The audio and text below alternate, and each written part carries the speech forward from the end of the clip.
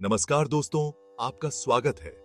चलिए अब हम आपको लेकर चलते हैं उज्जैन के महाकाल मंदिर में, जहां होती है भोलेनाथ की भस्म आरती और लाखों की संख्या में भक्तों का सैलाब उमड़ पड़ता है। महाभारत, शिव पुराण और स्कंद पुराण में महाकाल ज्योतिर्लिंग की महिमा का वर्णन है।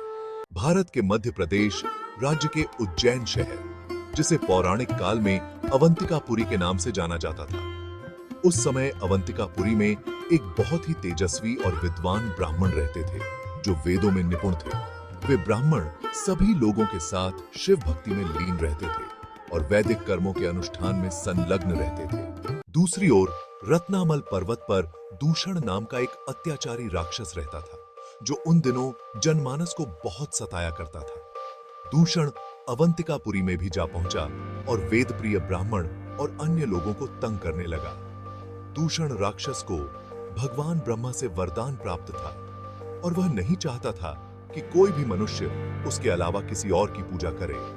वरदान के कारण वह बहुत शक्तिशाली भी था और अपनी शक्ति के बल पर उसने हर जगह त्राहिमाम मचा रखा था।